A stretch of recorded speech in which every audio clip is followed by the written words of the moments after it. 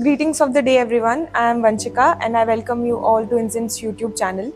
We are here at our expert talk series, and I have along with me Dr. Trapty Agarwal. Welcome, ma'am.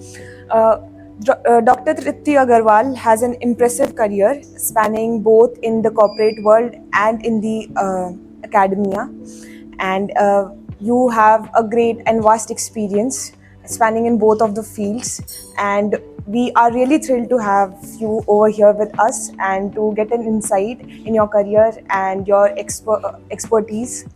All right, ma'am, can you please share some key milestones from your journey in the IT sector specifically and as an academician, and what led to this transition from the corporate world to the academia? So I was not at all aware about, yes, what an MNC is and what the corporate life is. But yes, the only thing that was there in my mind is IBM. I want to go to IBM, but it was not that easy because IBM doesn't take freshers. During our time, it was not used to take freshers. So my first step was to get into an NNC. From there, I can go for IBM. So I gave an exam, an entrance exam. I prepared well and gave an exam for Infosys and got selected. Oh, yeah, that's great. So, so after 2 years working with Infosys, so it was a time when I had to look for the change. And that time, IBM was the main focus because it was there in my mind. IBM during our time, it was my dream company. Talk of the town. Top of the town. So that time when I prepared for IBM and I cracked it and I got through, it was like top of the world. I achieved what I had dreamt for. Definitely. And from there also I went to on-site, as you said that at that particular time I jumped into IBM in somewhere 2005. So at that time going to on-site was again in itself is an experience. I need to go to US, I need to go to Canada. It's very common, it's very easy at this point of time, but at that point of time it was like again one more milestone that I have to go there. So I get an opportunity from IBM to shift down. So I was there in US for almost like 1 year. I was at California, the client location. Yeah. So after that, then I get the priority to my family life. By that time, I had a kid who was almost like 2 years old. So at that time, I decided to take care of home, then to corporate life, and again going back to US and taking the career. No. It was a one big hustle. Yes. My son was my priority. Okay. Definitely. Family is a priority. Family is a priority. And as you started quite early, your career, I mean, so did you face any challenge, particularly as a woman? And definitely you must I would have say faced. early. I started my career after BTech. Okay. Once I completed my undergraduation program, my BTech in EC, after that only I started my career. So I don't think so it would be called like early, it was be on the right time. This is what we aspire for after engineering. Yeah, so we need to get into the job. So it was the right time when I started my job. But yes, after almost like 6 years when I have got my family, when I have got my kids, I prefer to give priority to my family. Because at that point of time, my 2.5 years old kid needs me more than as such my dream or ideal. But along with that, side by side, I haven't stopped learning. See, what happens is your career stops when you stop learning. Yeah. I haven't stopped that. Along with my son, I have completed my graduation, my post-graduation. I have enrolled in PGD in finance, PGDM in finance. So that was the part that I had completed. I have enrolled myself into MTech. So yes, and simultaneously I was doing like part-time as a guest faculty in many of the colleges. So by that time I had 2 kids, and then gradually it was decided in 2018 that yes, now I would finally move into academia as a whole. So it was Maharshi University of Information Technology, which is my first academic place, where I have joined as a regular faculty, means completely to the academia. That's great, ma'am. Basically, you have been part of Infosys and you have been part of IBM. and you must have been part of several projects. And what were those projects? Could you discuss a few things about what roles you played there, and how these projects and how those responsibilities help you, like still now in your role as an academician? Well, what you are asking me about the project is way long back. It's more than 20 years now.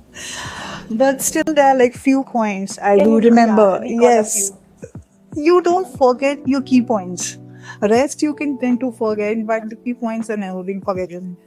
The one thing I do remember that I have been trained for almost like 4 months in Infosys on open systems, which we call like C++ Unix. And I was given a project in Mohali, which was Java based. So it was like after 4 months on C++, as a shocker, it came to me that this is a Java based project. Now you have to learn Java. I don't even know J of Java at that particular time. I said, okay, no worries. And moreover, with Java, I had been given a testing project. So that was a shock. Miss. At that particular time, that situation, I have taken it as an opportunity. It's okay. I've learned open systems. That's good. Now this is something new which I need to learn.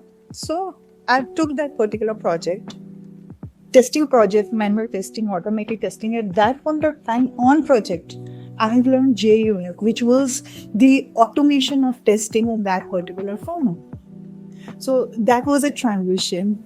I had the training, then I used to teach. Means this was the initial phase of my job in Infosys when I was on the project. So within 2 months, I was training these people who were there in US.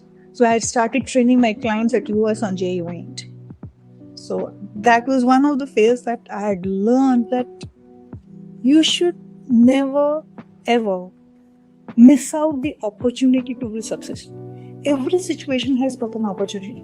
You just have to figure out that what is the situation and what is the opportunity which is there and played in front of you. Otherwise, at that point of time, if I would have said no, I will not be doing it. 2 months back, I have been trained on this, and now you are giving me this JUnit wala thing. It's not acceptable. This wouldn't have worked. So that was one thing I had learned, that never miss out on anything. Every situation has got an opportunity. Then moved to IBM. In IBM also, I have learned how to face clients. It's very easy to sit at offshore. It's very easy to say anything to your manager. It's very easy to say anything to your peer. But when you are there in front of the client, you learn a lot of things. Because client is someone who's giving you project.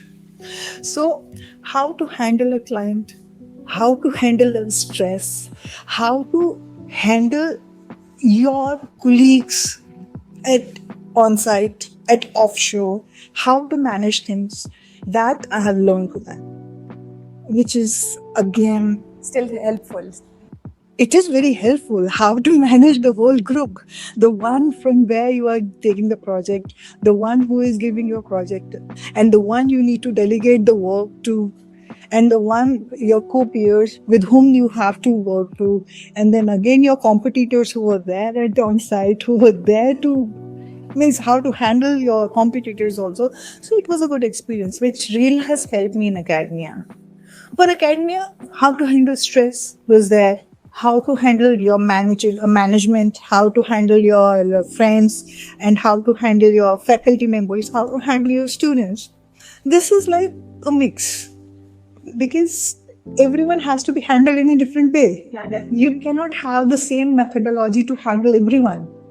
So yes, that helped me, the corporate experience. That has really helped me in setting up in academia. Being a woman in IT, were there some hurdles? Definitely there would have been. What were the hurdles that you faced, and do you feel that the environment at present has become more inclusive towards women? So the scenario right now is very favorable for women. Whatever said and now. During our time, it's more like there were options. Women were free to do whatever they want to do. But still, they were not free from the household work. They were still being asked, morning में इतना घर का काम करके तुमको office जाना है, office से आके इतना काम तुम्हें आके करना है, then you need to take care of your kids, you need to take care of the family. So during our time, that was a pressure. There were only few men who used to understand their wife, their spouse. Okay, now she is also working, so we need to cooperate. Right now the scenarios have changed completely. So right now men have also understood the importance of women being working in the society. At our time, yes, that was a main hurdle. We are also working 9 to 5, and in corporate there is no time. You just can't say that 9 to 5 is 9 to 5. It's more like it can be 10, it can be 12. So that was, the support was not there. Now it is. Now it is there. It is there from every sense, because now our age group, they have become parents. The kids have grown, so we know the problems that we have faced. So that is the problem. Generational shift. Generation gap. That is what is like, you are understanding that particular generation. And moreover, the way we are bringing up our kids, boys or girls, so they are like now the equal mode. So there is an equality now. We cannot say at this point of time that girls are not being given the same equality as boys. No, they are being given the same equality as boys. So this thing has changed in today's scenario. Now no one asks, even any mother, they won't ask, beta tum ghar aayi ho, tumhe kaam karna hai, tumhe khana banana hai. No. It's like both of you have the responsibility. It's a choice, and both of you have to work. अभी for a boy and for a man also it is being said कि अगर तुमको working wife चाहिए, you have to work. You cannot depend on her. You have to share it. You have to share the responsibilities. So at that point of time, it was there, but the percentage was very low. Now the percentage has increased, which is good, and a betterment for me. So that is why we say that bit in farming. Now you can see women in every field now.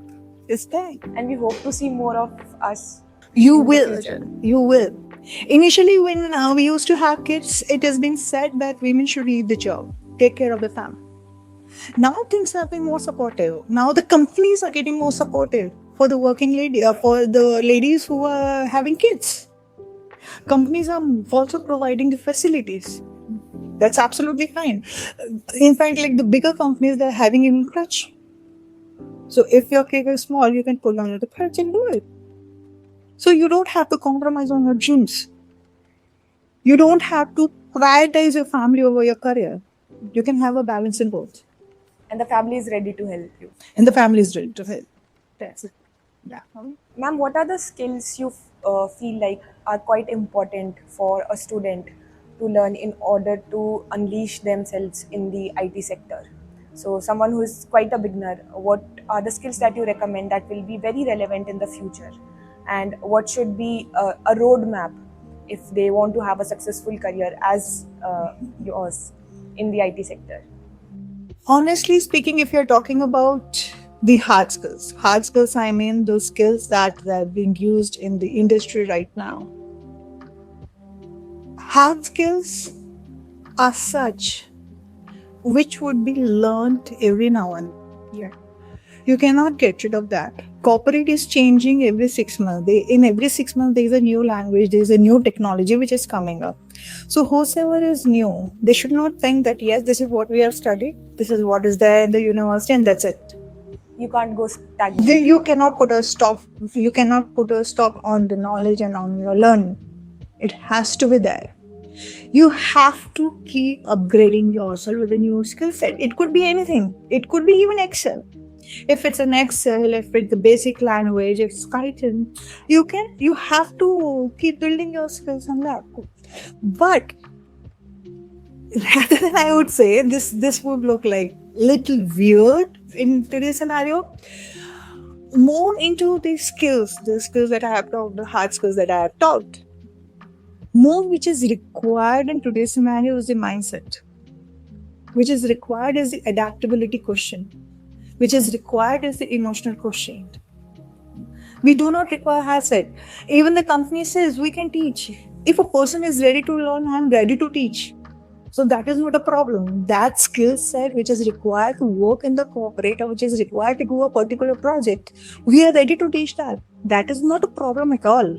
What we cannot teach is the adaptability.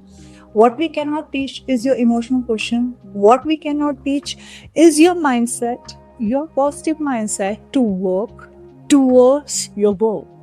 Ma'am, what is your approach to teach data science? What is the roadmap that you follow and you teach your students to follow? What are the key skills or what are the key topics that you recommend any new learner to learn? For data science, especially if you want to go for, you need to start from the basics, and we start with the Excel. So Excel is a very strong tool which everyone should learn when you are doing the data analysis. So this is one of the tools which I would say and which I would recommend that every data analysis should go for. Another one which you should know is SQL, which is like RDBMS, Relational Database Management System. Because unless and until you know where the data is being stored, how the data is being stored, you will not be able to analyze that. Another part you should know is, these are like the basic, I'm not going into depth, but for any beginner, the one should know till the basic level. Another part anyone should know is the Python, especially the data cleaning part. Because 80% of the time we spend in cleaning the data. Data is everywhere, but that is not the information. So 80% of the time we spend in cleaning that particular data, and if you are not efficient in cleaning the data, the analysis is like, it's a boom. You won't be able to do it. Basically, you would be able to do the analysis, but it will not be the correct analysis. So that way, one should learn what you need, how to clean the data, and what are the basic, I would say, functions that are used to clean that particular data. How to arrange it, cleaning and arranging the data. Then analysis is the Tableau, one should know the basic, but with the Tableau also, even if you know Excel, the Tableau, the analysis are same. It becomes quite easy. Then machine learning is there, NLP is there, data mining is there. But to start with, the key points would be, for me, the key points would be, you should know data. You should know how to clean data using Python. You should know Excel, how to set Excel and how to analyze data in Excel. And you should know how to store data in your relational database management. These are the main points. Rest are just the algorithms and the formulas. Once you know this, rest is a piece of cake. In your opinion, ma'am, what are the biggest barriers to gender equality in the tech industry, and how can these barriers be addressed? In industry, we're talking about. See, industry, there are no barriers as such in the industry, but what is expected in industries in itself is not clear what they want and what they're looking for. That is what I was having a discussion in the morning. We teach in the university, and for that matter in any organization, we teach students to build the logic. We don't focus on syntax. We just say, build your logic. The logic should be strong. Then no matter what language comes in, no matter what is the syntax, we will be able to do it.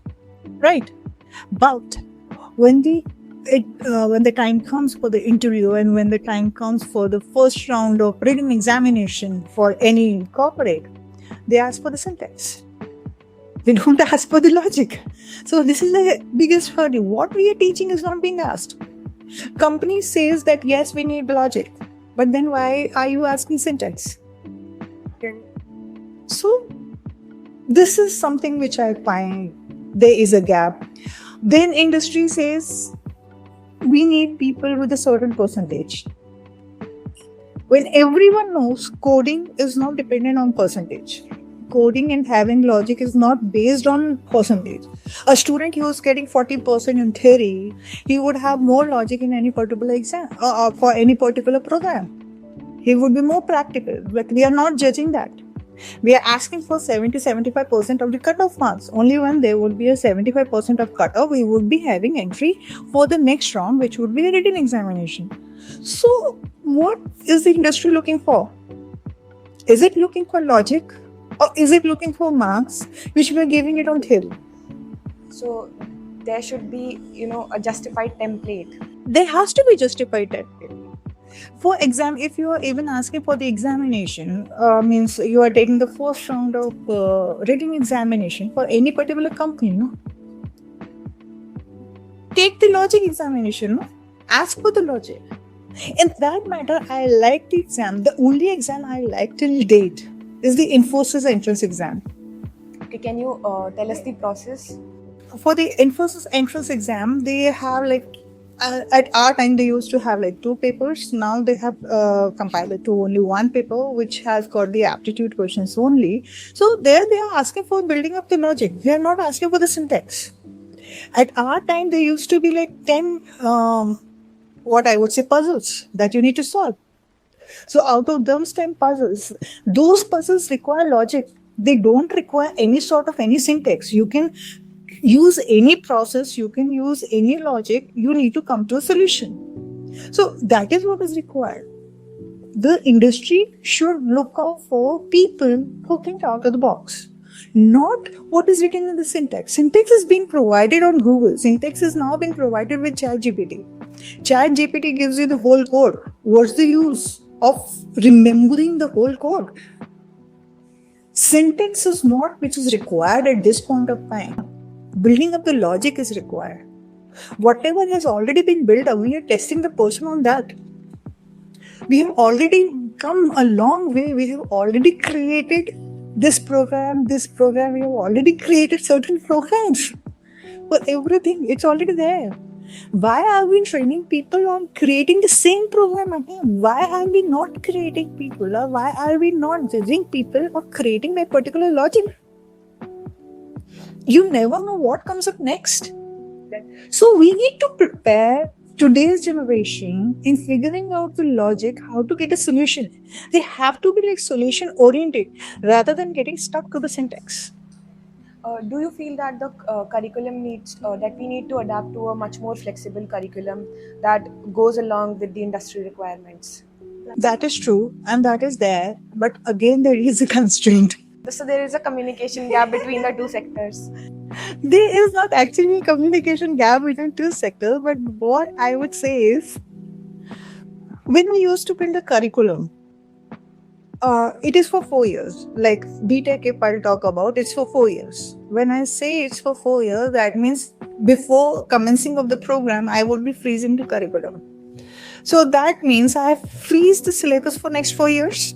If I'm starting today, I freeze it for next 4 years, right? Now we have got an option that we can update whatever is coming new in our syllabus. So every year we can update that. Good. But till what extent can we update? We cannot update till a particular extent. So whatever we are teaching is not at par or is not at phase with the scenarios of the change or the rate of change the companies and the market is going through. So there is a gap. So there needs to be a transparency. which will remain. To build that gap, no, universities have started following many procedures to build that gap. To build that gap, we are providing different courses in between. Whatever is coming up, we are providing the crash courses. Whatever is coming up new, like SWAM portal is giving, NEPTL portal are giving, they're providing courses which will gel up with the corporate. But still, by the time the thing is there in the corporate, to build that particular module and bring it to the academia, at least it will take 6 months. Yeah. So academia in itself is 6 months behind the market scenario, if I talk about that everyone is on the toes to bring it up. So there is a gap and they always remain a gap. So it is indefinite. It's indefinite. You cannot fill that gap. That is what I'm saying. So even if something is coming up in the market, if it has to be brought to the student's notice, so it will at least take 6 months that yes, this is the new thing which is there. You will be preparing a particular module. If everyone has on the toes, you will take almost 6 months to bring that same thing to the academia. It will be there. So that is why I said right now a skill set in the students, what is required is the adaptability. They should be ready to learn new things. Means every day is a new challenge. Every day is a new thing which is coming up. So one should be ready to accept that new change, a new thing to learn. Uh, all right, ma'am. So, what would be a message that you would like to give to the youngsters apart from learning and unlearning? People who are hesitant to be part of the IT industry, which is ever evolving. So, what do you feel could be some of the perks or could be some of the advantages of being part of this industry? Okay, in today's youngsters' language, money. For IT industry is something which provides you money like anything. So that is the main point, and that is why people are joining this. People should be inspired. People should be inspired, and let's be practical. Yeah, let's see. Let's be practical. Let's not go for the hypothetical things. So let's be practical. So money is something which you can yield like anything in this particular industry if you have got the skill. If you have got the adaptability, this is the place for you. This is the motivation to keep on going. This is the. But you will only get money when you are ready to work. People used to say you should always go for hard work. I don't agree with that. I don't agree with that you should go for hard work. You should go for smart work. Why to work like a donkey? Please, donkey. I'm sorry, please don't take it wrong. But yes, if I'll say everyone works hard, even a donkey works hard. But go for a smart work. Plan, focus, and see where you can get your things sorted. Why to work like theek. If I need to study like 12 hours. Why do you have to study 12 hours? Just study 2 hours and play 2 hours. And all the day is yours. But for those 2 hours, you need to be focused. You should know your plan. You should know your goal. And you should be honest towards it. Success is not far from you. But if you only follow what others are following, if you only follow hard work, we say there is no substitute for hard work. I say select smart work. There is no substitute for smart work. In today's scenario, you should know how to get your things done, how to keep yourself updated with technology, how to adapt to the dynamic change that we are going through in the corporate, everywhere I would say, and have the positive mindset. Because our mind only understands what we teach it and what we feel in. If everything is good, if I have said that every situation has got an opportunity.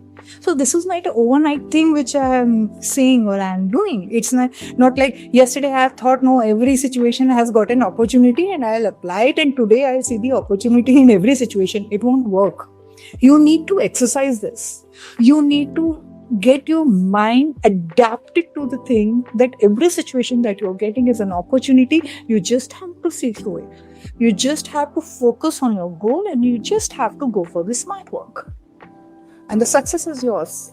And today's generation, they count success on the amount of money they get. If I'm not wrong, but yeah, this is true. Thank you, ma'am, for being here with us today. Thank you for your valuable words. And it was an amazing experience to be here with you today.